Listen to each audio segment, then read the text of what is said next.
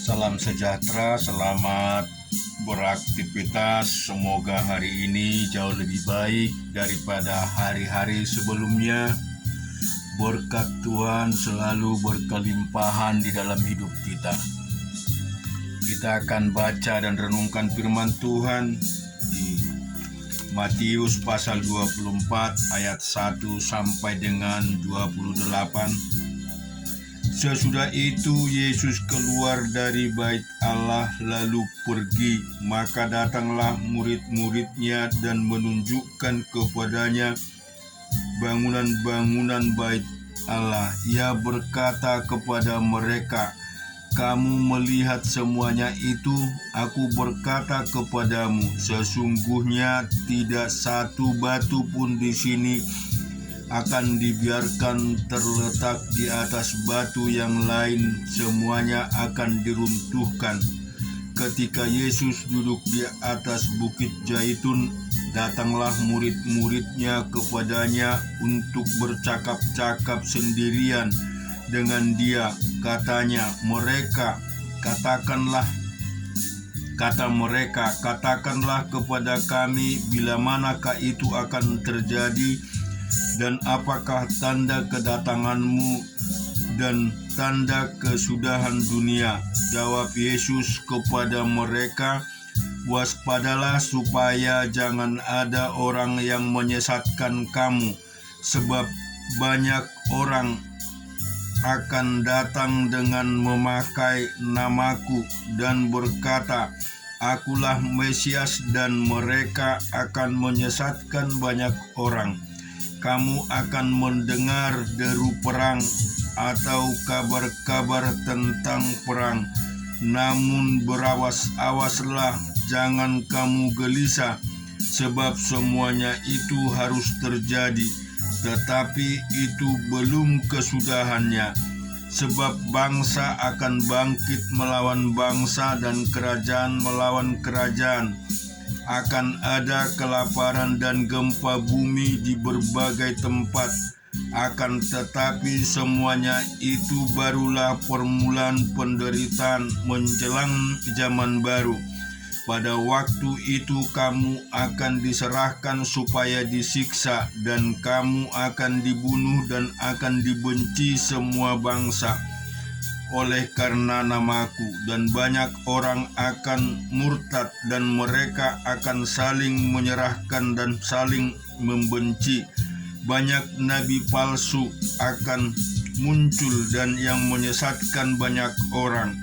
Dan karena makin bertambahnya kedurhakaan, maka kasih kebanyakan orang akan menjadi dingin.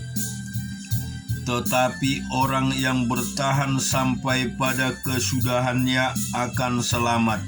Dan Injil kerajaan ini akan diberitakan di seluruh dunia, menjadi kesaksian bagi semua bangsa. Sesudah itu barulah tiba kesudahannya.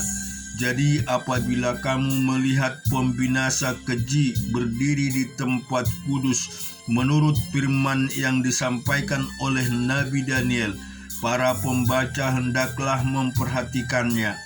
Maka orang-orang yang di Yudea haruslah melarikan diri ke pegunungan. Orang yang sedang di peranginan di atas rumah, janganlah ia turun untuk mengambil barang dari rumahnya. Dan orang yang sedang di ladang, janganlah ia kembali untuk mengambil pakaiannya. Celakalah ibu-ibu yang sedang hamil atau yang menyusukan bayi pada masa itu. Berdoalah supaya waktu kamu melarikan diri itu jangan jatuh pada musim dingin dan jangan pada hari Sabat. Sebab pada masa itu akan terjadi siksaan yang dahsyat seperti yang belum pernah terjadi sejak awal dunia sampai sekarang, dan yang tidak akan terjadi lagi. Dan sekiranya waktunya tidak dipersingkat, maka dari segala yang hidup tidak akan ada yang selamat. Akan tetapi oleh karena orang-orang pilihan, waktu itu akan dipersingkat. Pada waktu itu, jika orang berkata kepada kamu, lihat, Mesias ada di sini, atau Mesias ada di sana, jangan kamu percaya, sebab Mesias palsu dan nabi-nabi palsu akan muncul, dan mereka akan mengadakan tanda-tanda yang dahsyat dan mukjizat-mukjizat, sehingga sekiranya mungkin mereka menyesatkan orang-orang pilihan juga. Camkanlah, aku sudah mengatakan terlebih dahulu kepadamu. Jadi apabila orang berkata kepadamu, lihat, ia ada di padang gurun, janganlah kamu pergi ke situ, atau lihat, ia ada di dalam bilik, jangan kamu percaya. Sebab sama seperti kilat memancar dari sebelah timur dan melontarkan cahayanya sampai ke barat, demikian pula lah kelak kedatangan Anak Manusia, di mana ada bangkai, di situ burung nasar berkerumun. Kita juga akan baca di dalam 2 Tawarik pasal yang ke-16. Pada tahun ke-36 pemerintahan Asa, majulah Baesa raja Israel hendak berperang melawan Yehuda. Ia memperkuat Rama dengan maksud mencegah lalu lintas kepada Asa raja Yehuda. Lalu Asa mengeluarkan emas dan perak dari perbendaharaan rumah Tuhan dan dari perbendaharaan rumah raja, dan mengirimkannya kepada Ben-Hadad raja Aram yang diam di Damsyik dengan pesan, ada perjanjian antara aku dan engkau, antara ayahku dan ayahmu. Ini kukirim emas dan perak kepadamu. Marilah batalkan perjanjianmu dengan Baesa raja Israel, supaya ia undur daripadaku. Lalu Ben-Hadad mendengarkan permintaan Raja Asa. Ia menyuruh panglima-panglimanya menyerang kota-kota Israel, dan mereka memukul kala Iyon dan Abel Maim dan segala tempat perbekalan kota-kota Naftali. Segera sesudah Baesa mendengar hal itu, ia berhenti memperkuat Rama. Ia menghentikan usahanya itu. Tetapi Raja Asa mengerahkan segenap orang Yehuda yang harus mengangkat batu dan kayu yang dipergunakan Baesa untuk memperkuat Rama itu. Ia mempergunakannya untuk memperkuat Geba dan Mispa. Pada waktu itu datanglah Hanani, pelihat itu kepada Asa, raja Yehuda, katanya kepadanya, karena engkau bersandar kepada Raja Aram dan tidak bersandar kepada Tuhan Allahmu, oleh karena itu terluputlah tentara Raja Aram dan tanganmu. Bukankah tentara orang Ethiopia dan Libya besar jumlahnya, karena kereta dan orang berkuda sangat banyak? Namun Tuhan telah menyerahkan mereka ke dalam tanganmu, karena engkau bersandar kepadanya. Karena mata Tuhan menjelajah seluruh bumi untuk melimpahkan kekuatannya kepada mereka yang bersungguh hati terhadap Dia, dan dalam hal ini engkau telah berlaku bodoh.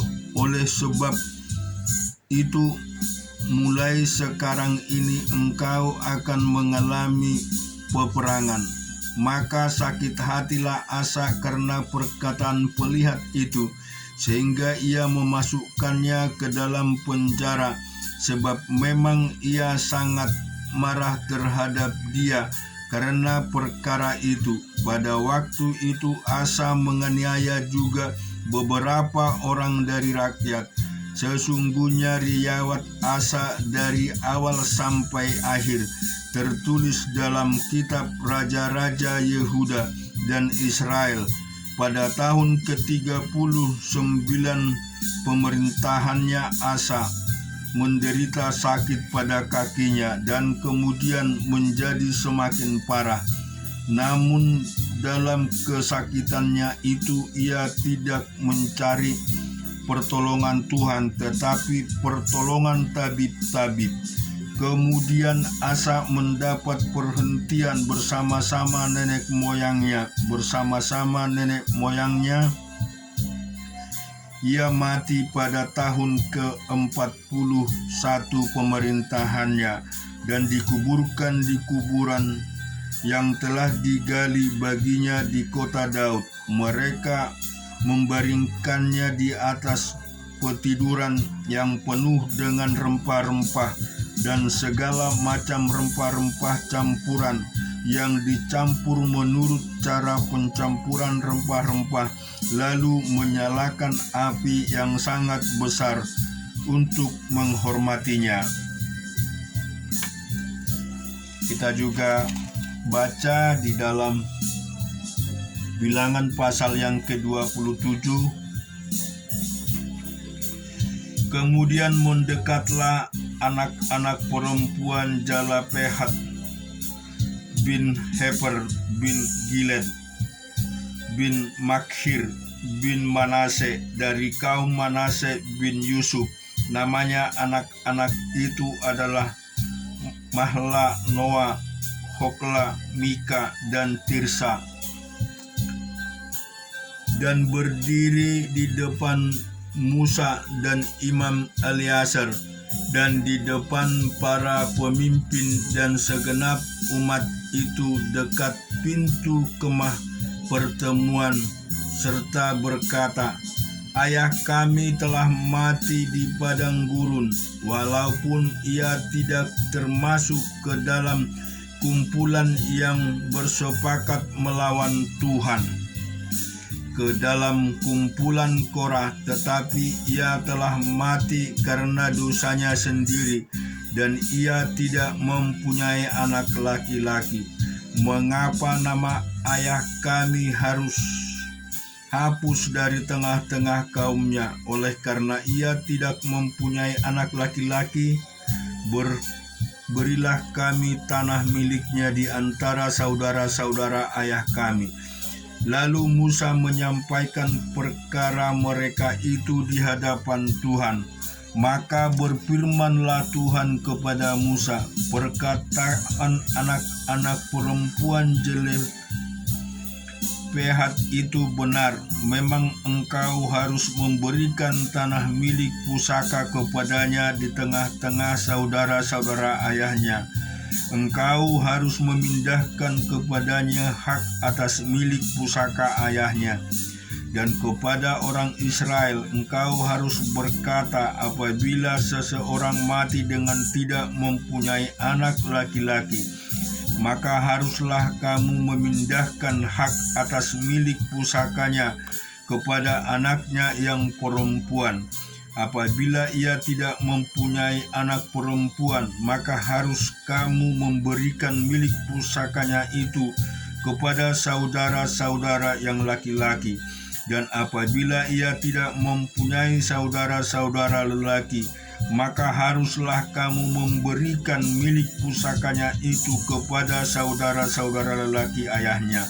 Dan apabila ayahnya tidak mempunyai saudara-saudara lelaki, maka haruslah kamu memberikan milik pusakanya itu kepada kerabatnya yang terdekat dari antara kaumnya, supaya dimilikinya.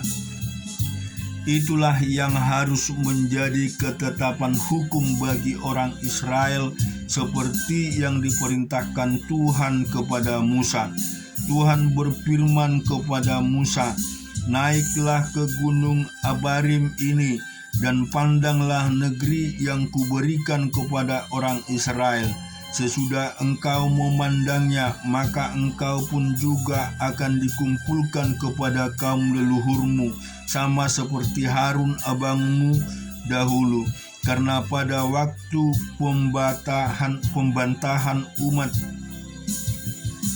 itu di padang gurun Zin, kamu berdua telah memberontak terhadap titahku untuk menyatakan kekudusanku di depan mata mereka dengan air itu. Itulah mata air Meriba dekat Kades di padang gurun Zin. Lalu berkatalah Musa kepada Tuhan, biarlah Tuhan Allah dan roh segala makhluk mengangkat atas umat ini seorang yang mengepalai mereka waktu keluar dan masuk, dan membawa mereka keluar dan masuk, supaya umat Tuhan jangan hendaknya seperti domba-domba yang tidak mempunyai gembala. Lalu Tuhan berfirman kepada Musa, apabila Yosua bin Nun, seorang yang penuh roh, letakkanlah tanganmu atasnya, suruhlah ia berdiri di depan Imam Eleazar dan di depan segenap umat, lalu berikanlah kepadanya perintahmu di depan mata mereka itu, dan berikanlah dia sebagian dari kewibawaanmu, supaya segenap umat Israel mendengar dia. Ia harus berdiri di depan Imam Eleazar, supaya Eleazar menanyakan keputusan Urim bagi dia di hadapan Tuhan. Atas titahnya mereka akan keluar, dan atas titahnya mereka akan masuk, ia beserta semua orang Israel, segenap umat itu. Maka Musa melakukan seperti yang diperintahkan Tuhan kepadanya. Ia memanggil Yosua dan menyuruh dia berdiri di depan Imam Eleazar dan di depan segenap umat itu. Lalu ia meletakkan tangannya atas Yosua dan memberikan kepadanya perintahnya, seperti yang difirmankan Tuhan dengan perantaraan Musa. Kita baca di Kejadian pasal ke-34. Pada suatu kali pergilah Dina, anak perempuan Lea yang dilahirkannya bagi Yakub, mengunjungi perempuan-perempuan di negeri itu. Ketika itu terlihatlah ia oleh Sikem anak Hemor, orang Hewi, raja negeri itu. Lalu Dina itu dilarikannya dan diperkosanya. Tetapi terikatlah hatinya kepada Dina anak Yakub. Ia cinta kepada gadis itu, lalu menenangkan hati gadis itu. Sebab itu berkatalah Sikem kepada Hemor ayahnya, ambillah bagiku gadis ini untuk menjadi istriku. Kedengaranlah kepada Yakub bahwa Sikem mencemari Dina, tetapi anak-anaknya ada di padang menjaga ternaknya. Jadi Yakub mendiamkan soal itu sampai mereka pulang. Lalu Hemor ayah Sikem pergi mendapatkan Yakub untuk berbicara dengan dia. Sementara itu anak-anak Yakub pulang dari padang, dan sesudah mendengar perintah itu, orang-orang itu sakit hati dan sangat marah karena Sikem telah berbuat noda di antara orang Israel dengan memperkosa anak perempuan Yakub, sebab yang demikian itu tidak patut dilakukan. Berbicaralah Hamor kepada mereka itu, hati Sikem anakku mengingini anakmu, kiranya kamu memberikan dia kepadanya menjadi istrinya, dan biarlah kita hidup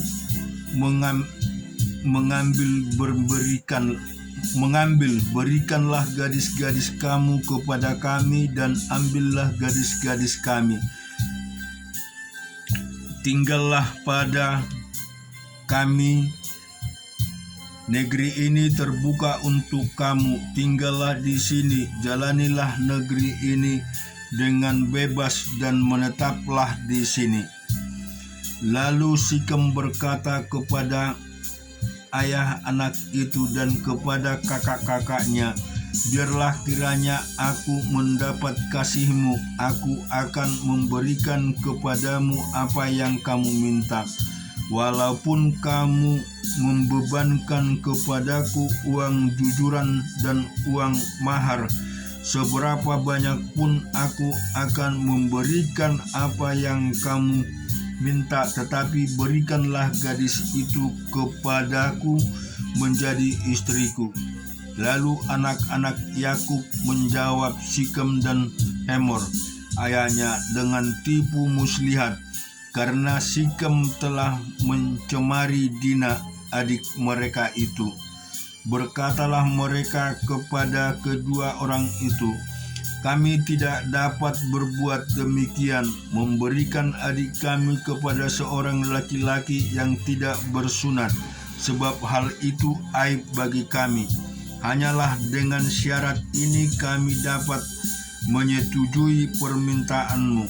Kamu harus sama seperti kami, yaitu setiap laki-laki di antara kamu harus disunat. Barulah kami akan memberikan gadis-gadis kami kepada kamu dan mengambil gadis-gadis kamu. Maka kami akan tinggal padamu dan kita akan menjadi satu bangsa. Tetapi jika kamu tidak mendengarkan perkataan kami dan kamu tidak disunat, maka kami akan mengambil kembali anak itu lalu pergi."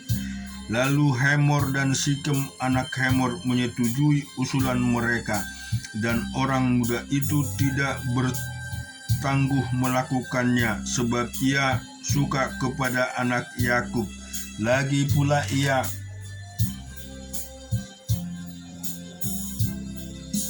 seorang yang paling dihormati antara seluruh kaum keluarganya. Lalu pergilah Hemor dan Sikem anaknya itu ke pintu gerbang kota mereka dan mereka berbicara kepada penduduk kota itu, "Orang-orang itu mau hidup damai dengan kita. Biarlah mereka tinggal di negeri ini dan menjalaninya dengan bebas. Bukankah negeri ini cukup luas untuk mereka? Maka kita dapat mengambil gadis-gadis mereka menjadi istri kita, dan kita dapat memberikan gadis-gadis kita kepada mereka." Namun hanya dengan syarat ini, orang-orang itu setuju tinggal bersama-sama dengan kita, sehingga kita menjadi satu bangsa, yaitu setiap laki-laki di antara kita harus disunat seperti mereka bersunat. Ternak mereka, harta benda mereka, dan segala hewan mereka, bukankah semuanya itu akan menjadi milik kita? Hanya biarlah kita menyetujui permintaan mereka, sehingga mereka tetap tinggal pada kita. Maka usul Hemor dan Sikem anaknya itu didengarkan oleh semua orang yang datang berkumpul di pintu gerbang kota itu. Lalu disunatnya setiap laki-laki, yakni setiap orang dewasa di kota itu. Pada hari ketiga, ketika mereka sedang menderita kesakitan, datanglah dua orang anak Yakub, yaitu Simeon dan Lewi, kakak-kakak Dina, setelah masing-masing mengambil pedangnya, menyerang kota itu dengan tidak takut-takut, serta membunuh setiap laki-laki. Juga Hemor dan Sikem anaknya dibunuh mereka dengan mata pedang, dan mereka mengambil Dina dari rumah Sikem lalu pergi. Kemudian datanglah anak-anak Yakub merampasi orang-orang yang terbunuh itu, lalu menjarah kota itu karena adik mereka telah dicemari. Kambing dombanya dan lembu sapinya, keledainya dan segala yang di dalam dan di luar kota itu dibawa mereka. segala kekayaan semua anaknya dan perempuan di bawah ditawan dan dijarah mereka, juga seluruhnya yang ada di rumah-rumah. Yakub berkata kepada Simeon dan Lewi, kamu telah mencelakakan aku dengan membusukkan namaku kepada penduduk negeri itu, kepada orang Kanaan dan orang Peris, padahal kita ini hanya sedikit jumlahnya. Apabila mereka bersekutu melawan kita, tentulah mereka akan memukul kita kalah dan kita akan dipunahkan, aku beserta seisi rumahku. Tetapi jawab mereka, mengapa adik kita diperlakukan sebagai seorang perempuan sundal? Amin. Tuhan memberkati kita semua.